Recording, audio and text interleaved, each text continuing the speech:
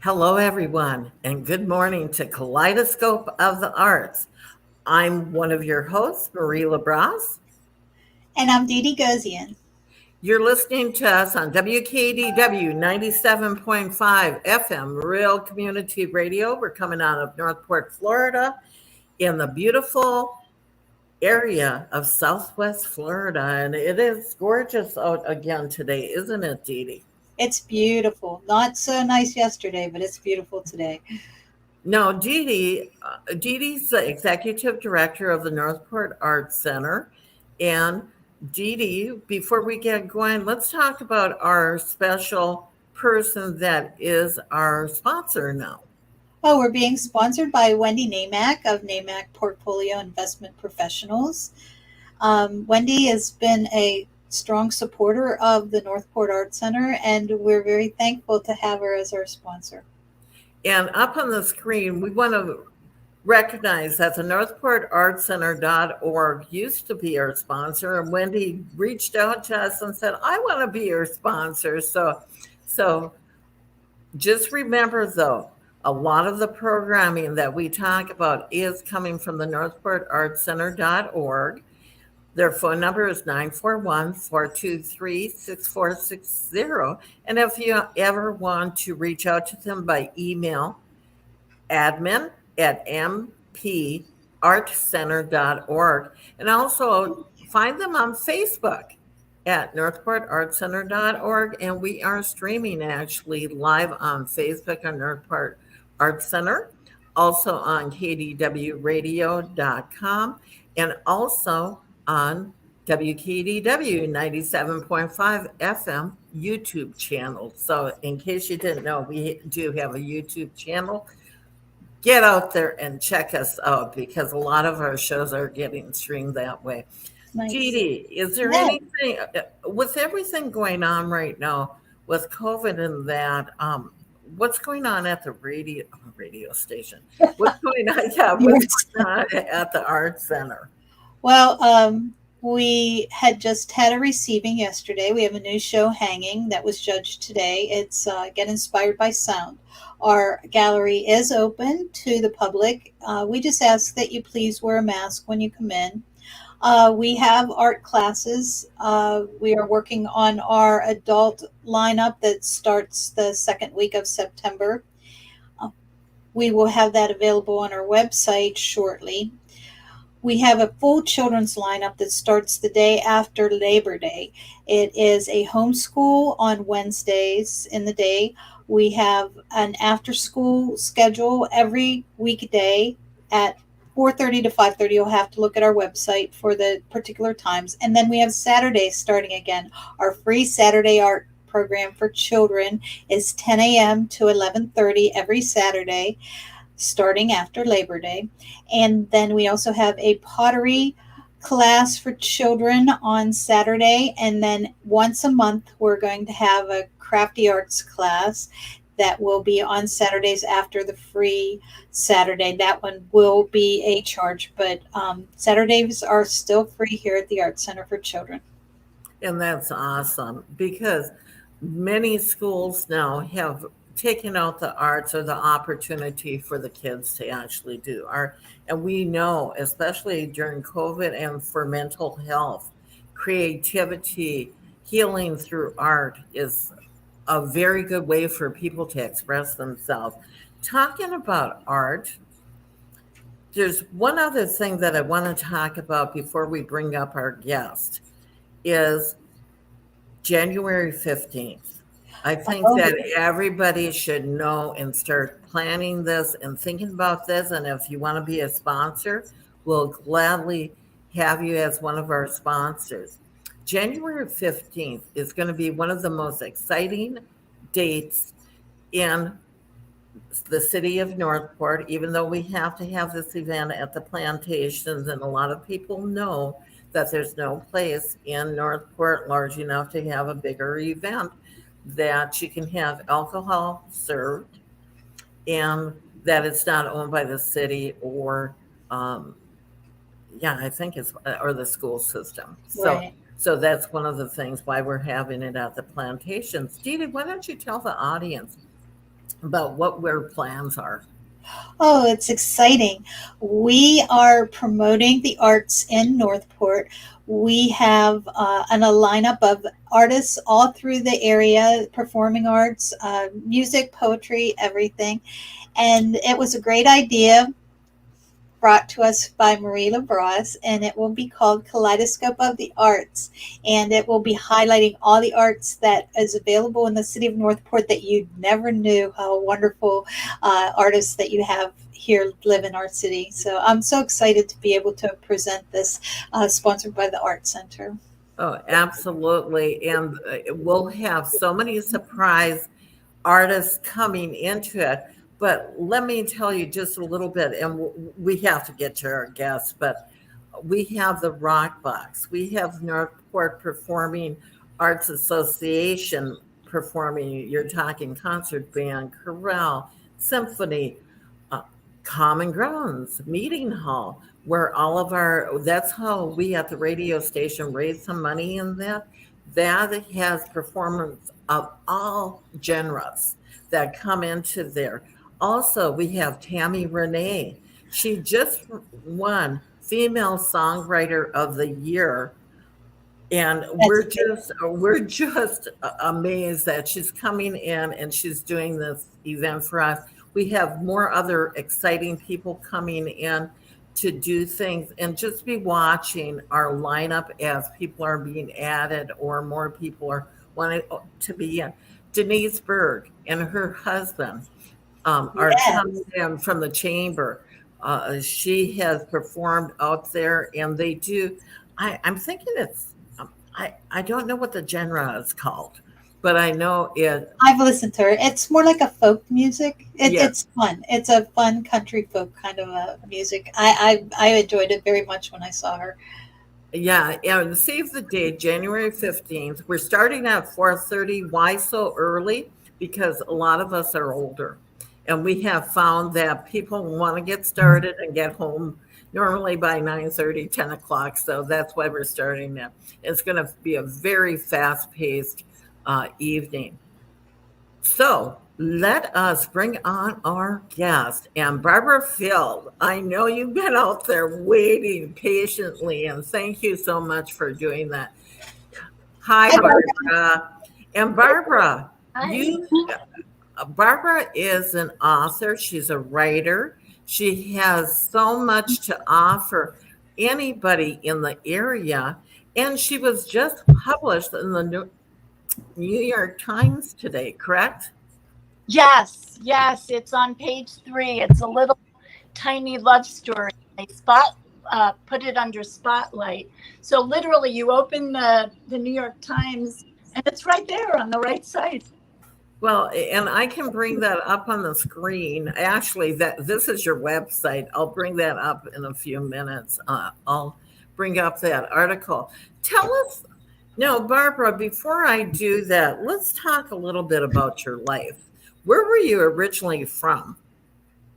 Okay, well, first of all, I wanted to thank you, Marie, and having me on today. That was so nice of you to invite me, and I'm really happy to be talking to you guys and your audience. So, I grew up in a tiny little town in a very small town on Long Island in New York. And then I ended up living in various places. I was in the Midwest in Cincinnati a little bit, and I was out of the country. And then I was about 30 years in San Diego, California. And then the last 5, I was in Manhattan again, and back kind of, my old stomping ground. And then I moved to the, Sarasota, Northport, Venice area about a year and a half ago. And I'm really glad to be here. Well, it's a little bit different than being up in New York right now. Although they've been having a heat wave, but they're going to be getting a little bit of Hurricane Ida hitting them, it looks like. Yeah. Yeah, it's a little different than San Diego too. Even though it's a warm climate and beaches, they're also going through a lot. But I'm really glad to be here, and I think I think what you guys are doing are really great, and I really want to support community organizations and radio, especially. And so go ahead, ask me, and let's figure out. Okay, well, okay. So you were what?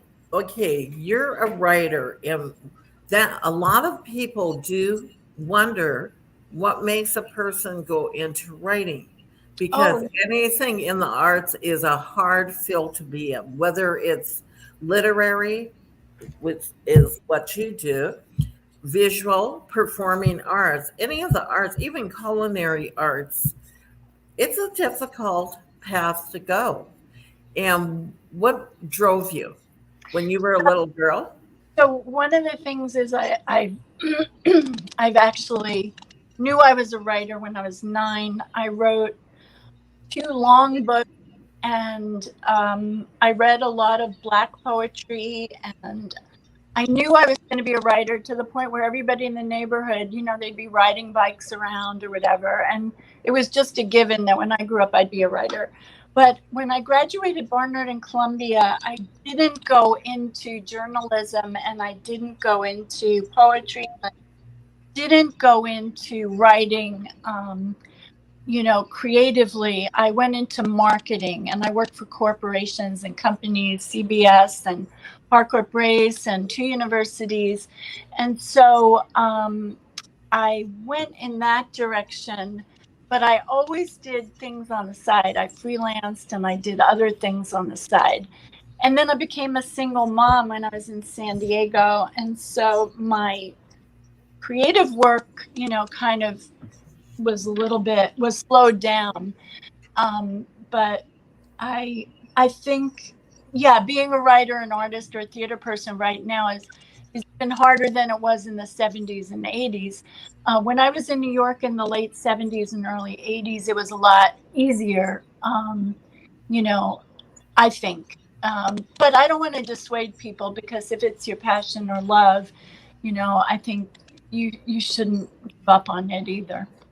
No, in fact, I had taken a group of students to go see Stephen Schwartz up in Sarasota. He was performing with friends of mine at the Van Wezel, and they were doing some of Stephen Schwartz's music. And I had set up where the kids could meet him afterward with my other friends. And I asked Stephen to please, tell the kids to have a backup plan, because these were performing artists that children, well, students, they were high school kids. And he said he wouldn't do that.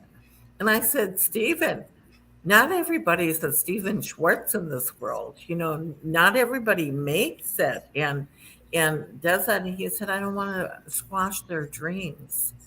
Well, I think that nowadays the great thing is, because there's so much content and alternative websites and smaller theater companies, there's a lot more that you could do, and just start a company you want. I don't know theater very well, but I do know photography or arts or writing. You and your friend, people would publish small books or start a journal or start a newspaper. The only thing that I do think is interesting, Marie, because I've lived in different places, I do think what I really noticed is that, because New York City is really just like a Sarasota or San Diego. You walk down the street, you run into people or whatever, that sometimes being in a community really helps, launch Career. your career. So, I started out just when I was in Cincinnati. I remember I was temping at an agency, an ad agency, and they needed some copy for something, some product, and I came, or a speech or something, and they didn't have the person there, so I just wrote it right on the spot, and that helped me get into a little more advertising. And when I was back in New York too, I remember I would walk down the street and people would say, oh, we're shooting right now, do you want to be an extra? And I'd be like, okay. And then you're an extra, then you talk to the guy, the production guy, and his sister is a writer, and then you meet his sister, and then she's at a magazine and you submit to her.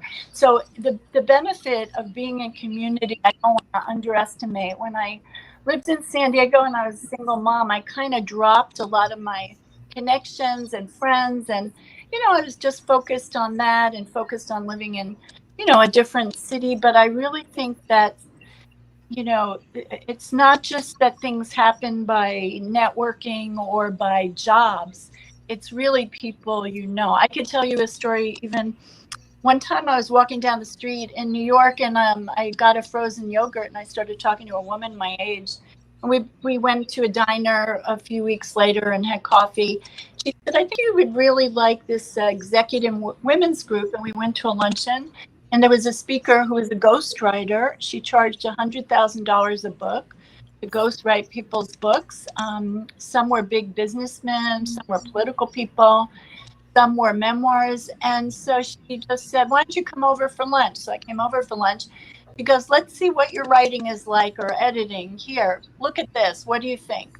As we're eating lunch after, really casual, I just said my opinion. She hired me. Where did I meet her? She was a speaker in an event. But you go back, who brought me to the event? Somebody I met on the street when I was having frozen yogurt. So I do think that this notion of reaching out to your friends, family, and just starting things on your own too. I became a mentor for the Afghan Women Writing Project. And of course, I'm talking to people a lot about Afghanistan right now. And I did it because I just wanted to mentor these women. I had read about this organization. And I just reached out to the person. I was in California then. I reached out to her and I said, "Can I mentor these women?" I didn't fly to Afghanistan. I did it from my living room. And I just, met these women who would be, killed if people found out they were writing. And I just reassured them their voice matters, and they would write about anything from looking forward to bringing an ice skating rink to Kabul, in Afghanistan, to one wanted to be the head of parliament, like all kinds of things they wrote about. And how did I get that? I just found it and I wrote to the person. That's it. Wow.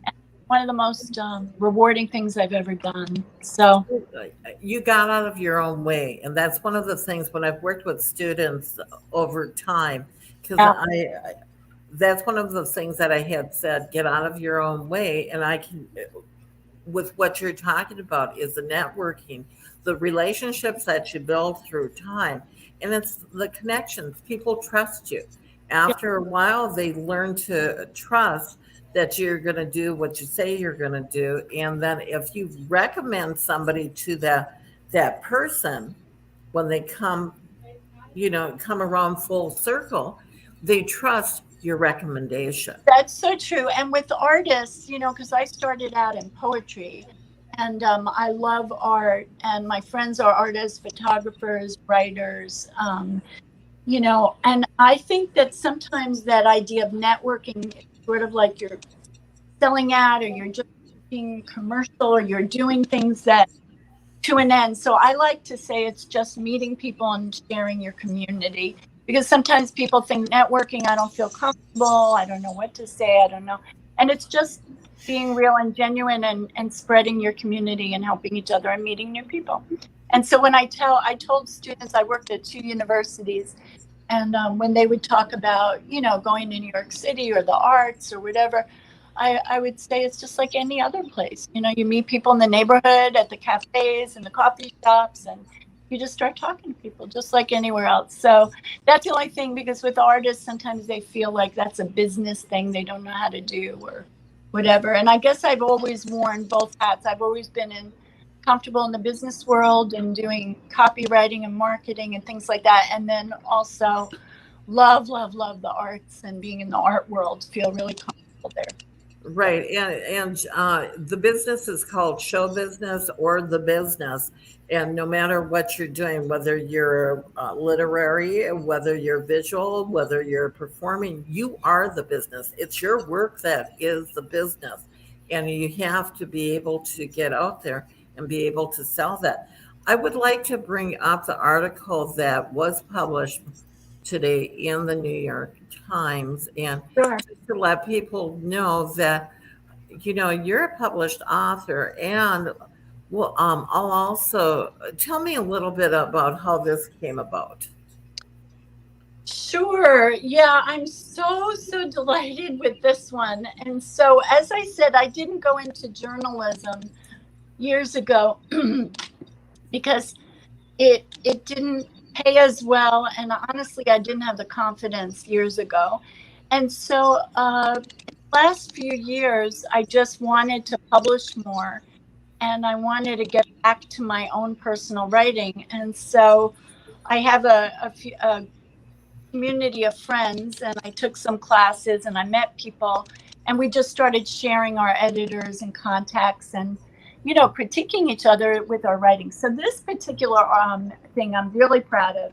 Tiny Love Stories is a part of the New York Times Modern Love section, and Modern Love has a lot of stories mainly about romantic relationships, and now they have a great TV show. I think it's on Amazon, and they just released season 2. And so what it is, it's 100 words is the tiny love story.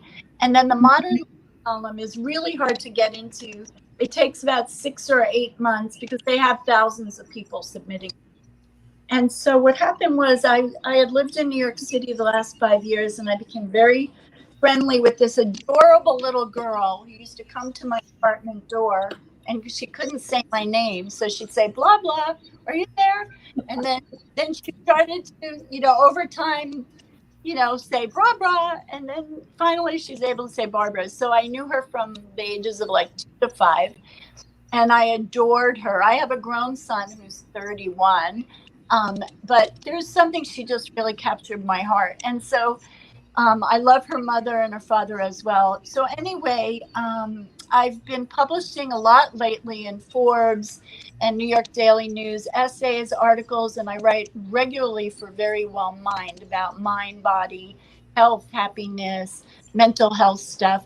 And so I was publishing some essays and articles for different places, Newsday was last year, I guess. Anyway, so I was sitting here and I knew I wanted to write about her. And I had met the editor once or twice when I was in New York. And then 1 or 2 of my friends got published with these beautiful little tiny love stories. And I just thought, yeah, this would be perfect to write about my love for Isabel. And she's Indian American. Her parents are Indian. And so I just adored her. So I sat down and I shared it with some friends in a group, and they liked it. And then I sent it.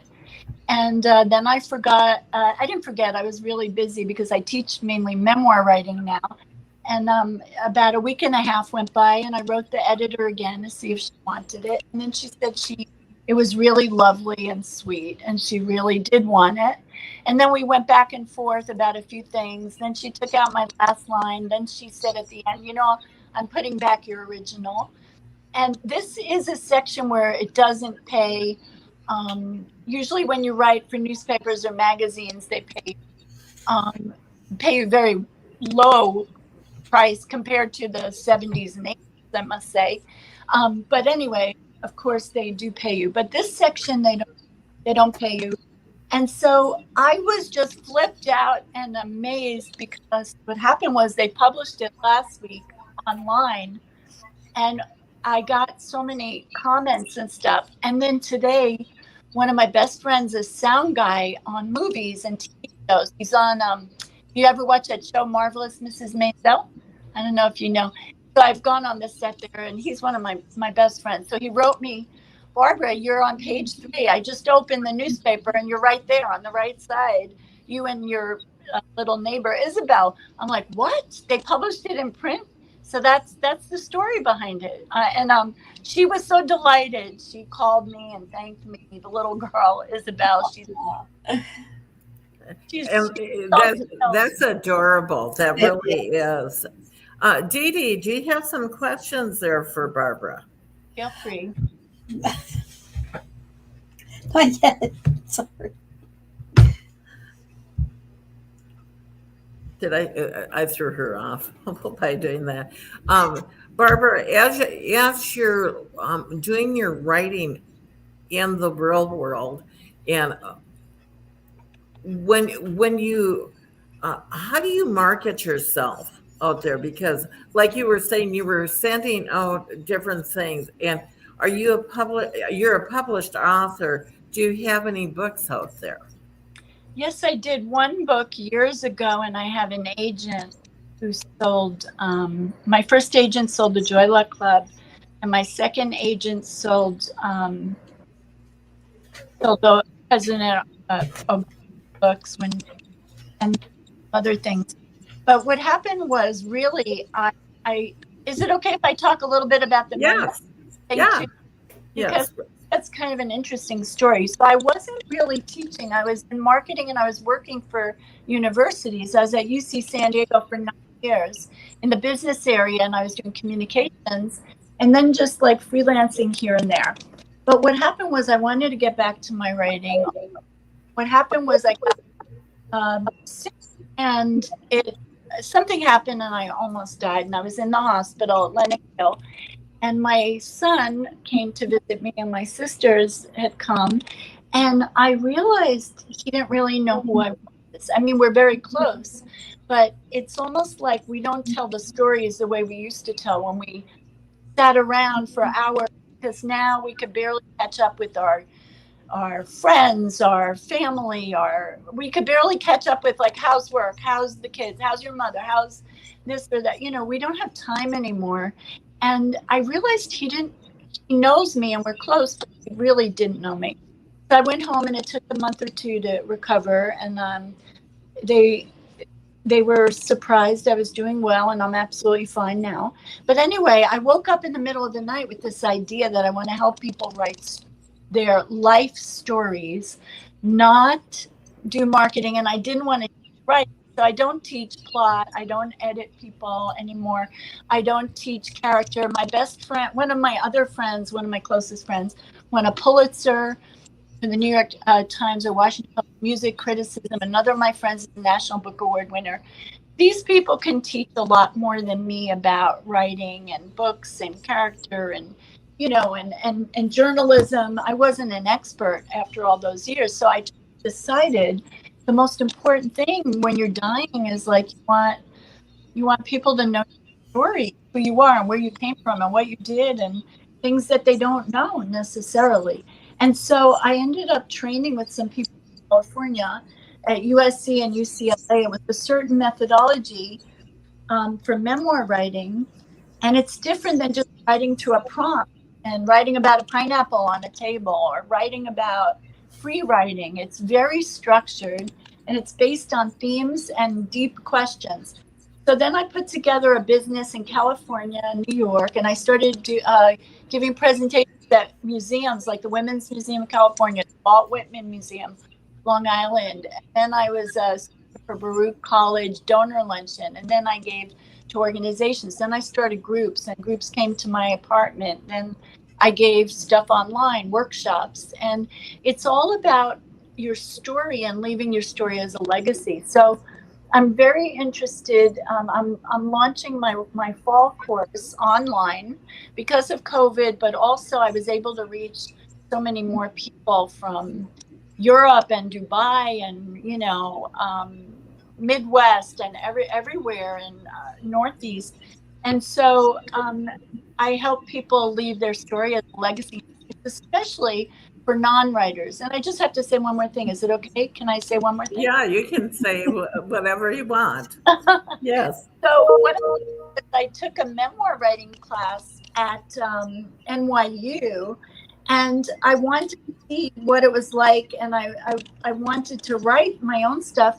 And what I realized also by being in New York, having some writer groups in New York, was that I don't want to dissuade people who want to be creative writers or value their writing and want to do that. But what I found is that first you have to write down the stories, and people are too nervous about writing well. And so that doesn't matter till you get your stories down, get your 50 or 60 pages of 80 pages of stories of your life.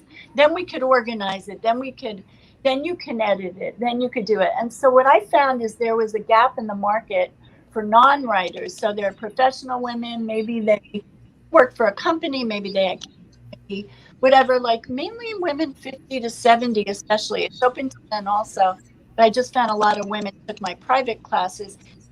So anyway, it just, it's not that they don't know how to write. They've written for business, but they're very intimidated about taking a writing class. And so when I took the class at NYU in memoir, it's taught by a writer. She talks about writing, changing your tense, first tense, third tense, like first person, reading a few good memoirs. And the people never finish their books. I talked to them in the class. They're like, oh, I've been taking different classes at NYU for 5 years. I'm like, did you finish your memoir? No. So mine is a really strong way where my goal is to help you finish getting your stories down and putting them together. Because my goal, and it's very impactful, because women don't feel their stories matter. So especially for women and minority voices, I really love helping people write their memoirs. And so I don't edit them. They write them, and then they share them with the supportive group. And we don't critique either.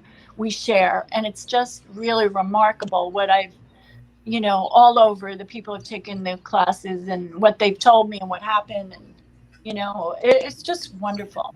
I'm so glad that you brought that up, because my other show that I do for the radio station is called Sleuthing Eye-Opening Tales of the Past. And it's about those things that when I have people on, even when we were talking to you, I usually go into more depth. And I do use a formula that I've looked how to ask the right questions when you're doing that. I've done a couple of interviews with my mother, and she's now 94. Yeah. I asked her hard questions that I would have never asked her before, because she was my mom. So we didn't talk about those things. I asked them, and I found out so much. And one of the things that I suggest to people too, if you're not a writer per se, take a little tape recorder and just tape it. The biggest problem of course, get the stories down, but sometimes you ask, the big stories, and the people really have other stories to tell, but you don't. It doesn't lend itself, and so what also I found that people that tape their family at Thanksgiving or events, they get some really nice stories, but they don't get a whole life story. And so, especially during COVID, I'm going to be putting up on the website tonight or tomorrow. I offer a class that's called the one-page dedication to someone you've lost.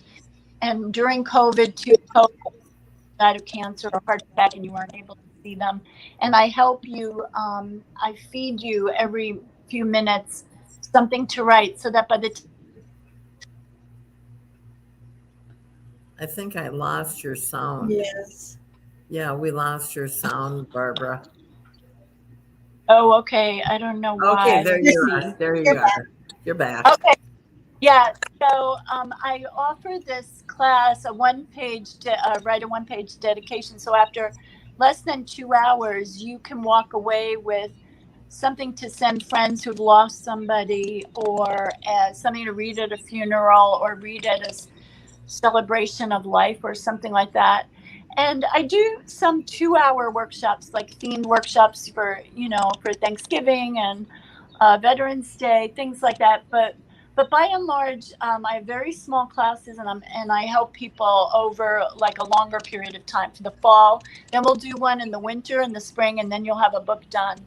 And so it's the consistency and the accountability, and it's also getting a whole thing done, and but I do it in a fun way. We have video clips, we have poetry things, we have and it's not intimidating. And what I find with women and men that take my classes and come for the introductory classes, they're very intimidated by writing. It doesn't sound good. I want to make it sound better.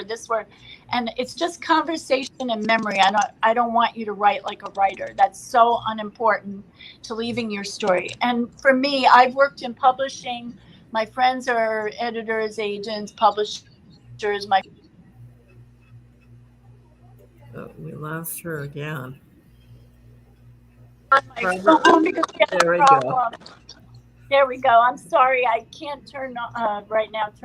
I didn't turn off my calls because thought I'd be on the computer. I'm so sorry. But anyway, so because of that, I think that it's important that people get their story down and not be intimidated by the writing process. So what I say very simply is, I teach memoir writing, and it's about your story. It's not about the writing and the craft. It's all about the story and getting your story down. It's memory, story, just like we're having a conversation or a memory. And there's my website. It might not be up to date right yet. I'm adding, I have a 12-week course on Eventbrite and a 4-week course. I don't know if TC, my computer guy, updated it. We'll be doing it in the next day or two. But I'll be happy to give you my, it's under classes, Marie. Okay.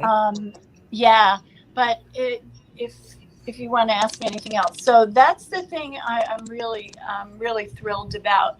But obviously I'm a writer at heart. So if you want to take writing classes at the community college or local college, of course, do that also. I just do a certain methodology for people who are really serious about leaving their legacy and their story for their, usually about 90% of people want to leave it to the kids and grandkids, and the other 10, maybe 10 or 20%, 80 to 90%, and then the other 10 or 20% want, retired or had a death in the family, and they want to figure out who they are and look at their life, and get their stories down. So, and if you want to get a hold of Barbara, it's Barbara Field, and it's actually Barbara, BARBARA, at writinglifestories.com.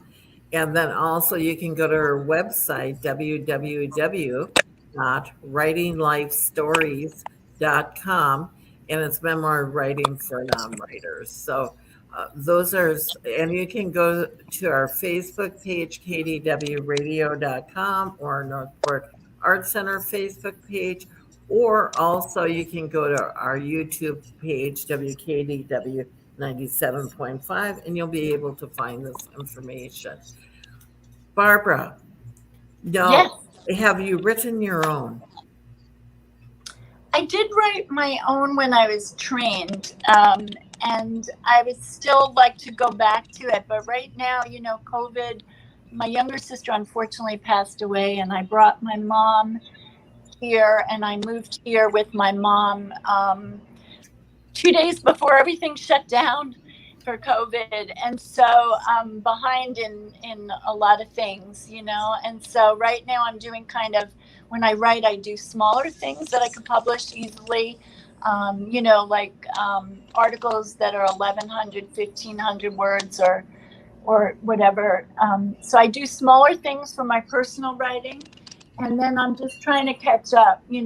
Everybody's gone through something, I'm sure with kids at home, and we've all gone through a lot of stuff. So, yeah, so I'm very behind. And by the way, my course is not for commercial publication. There are other people that are great for that. If you want to book a legacy, a memoir, and you want it to be published commercially, for a major house or university press, my book is really to give to your families and loved ones. It's for people who don't want to publish commercially, because that's a whole different way of looking at writing your memoir, and to know what the market is looking for and that kind of thing.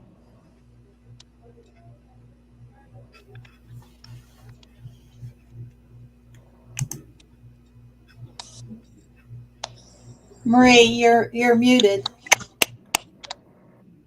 Oh, she doesn't know. I'm muted because I have a husband in the background right now in the room. When a person is looking at that, and that's one of the things, is fear. I know I'm a Toastmaster, and one of the biggest fears is public speaking for people, but also to take the time to write down those things because of being critiqued. And right. I know that's so true. And that's why I'm so glad you brought that up, because I make sure it's a safe space, whether it's my hour intro presentation I give presentations. I was invited to give at a synagogue, a hospice. I gave to Barnard College alumni, their graduates, and there was 300 people on the Zoom call. No matter what, if it's small or big, I always say it's confidential, and we have to have some sort of sense of trust and safety, because you're right. People are very afraid to write and very afraid to share their stories. And the biggest difference between my classes and the way my methodology and a typical memoir class at a university or college is people critique very easily. I find it kind of funny that people critique and they're not trained about writing, because sometimes they're very wrong. And sometimes the worst thing about it is it could undermine somebody's confidence. And as you said, they're scared enough as it is. And then they read a story and then people go at it. So in my classes, we only support. We don't give critique about what to do with it. It's only to encourage people to write more, to add more. It's nothing critique, because it's too early a stage, of your writing. It's not the time to edit or critique. If you wrote a letter to somebody and you just started and every other word you stopped and corrected, you'd never write a letter.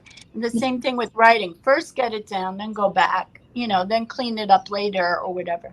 So it's the same idea, and it's precious. And as I'm glad you're mentioning that fear of sharing your story is a fear, and speaking it, because we share it by speaking it. We don't share it through email. We share it. It's like, okay, who wants to share their story now? Who's first? And then people start sharing. And then what invariably happens is the other person in the room goes, oh my gosh, I didn't have that with my sister, but I have that same situation with a good friend that did this or that. Or, oh my gosh, I'm so glad you talked about that, because it reminded me of something major that I completely forgot, So it's really, really impactful and wonderful when people feel safe and when they share their stories, especially for women, to share their stories and know that it has value.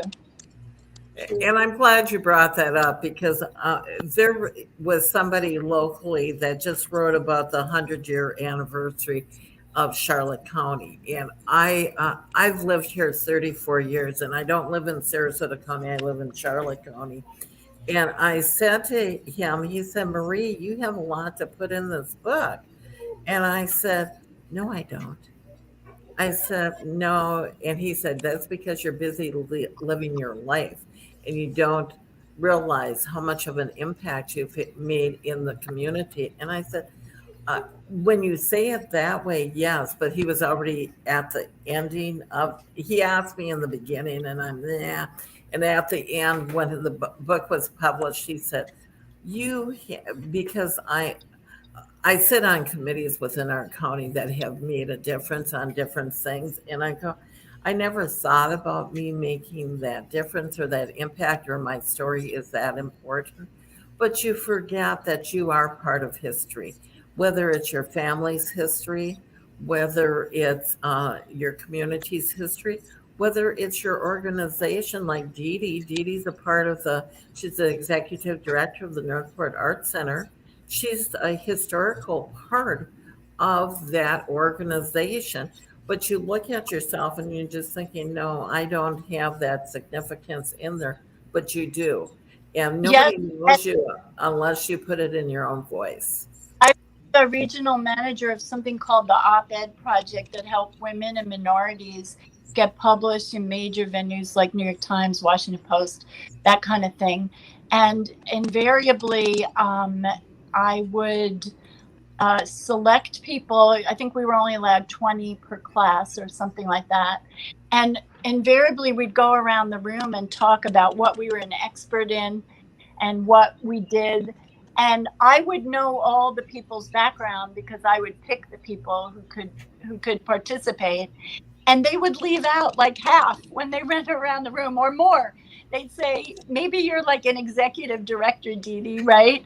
But they don't mention that they were the first one in the county to bring whatever there, or they don't mention something else. I remember having a woman who participated in one of our groups in Southern California, and she didn't mention that she was one of the first women to something for the UN on some group that impacted like millions of people. And I was like, don't you want to mention that too? And so we feel like it's bragging or whatever, but it's that was a different thing about owning your voice and being an expert to write an opinion piece or to write an essay, a guest essay kind of thing. But still, it's the same in that I remember most of the people who take my classes say, I've really had a fairly ordinary story. I don't have much to talk about, but no, that's not true. That one started a gift shop at a major museum in the city of New York like 50 years ago, and it's one of the most prestigious gift shops in New York. And one other survived, being in a family where one member killed another member and just survived. It's like, no, I think you have a good story because you survived, And so I think we underestimate our stories and what they really tell about us and about humanity. And that's why I love ordinary stories that people tell, because they're far from ordinary. Well, everyone has a story too, and that's the whole thing. Each one of us is an individual, and we all have stories to tell.